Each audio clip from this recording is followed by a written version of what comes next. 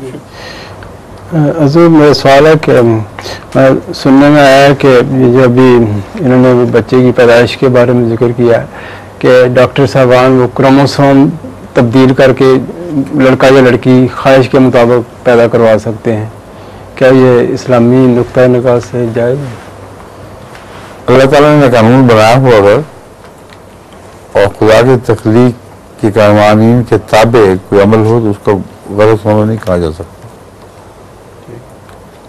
ये जो कानून हैं खुदा ने बनाए हुए हैं और उनको इस्तेमाल करते हुए ज़्यादा समझ से देखकर कोई आप ऐसा अमल करें जिससे कानूनी कुदरत से फ़ायदा उठाया जा रहा हो तो बना कैसे हो गया ये?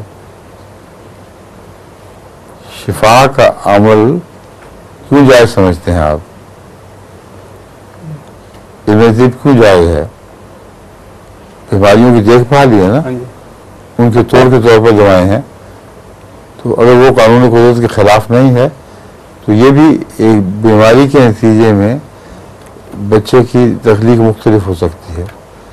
अगर उसको दूर कर दिया जाए बीमारी को और अल्लाह ताला तौफीक दे इंसान को, तो मुझे समझ नहीं आ रही कि क्यों हर्ज है इसमें।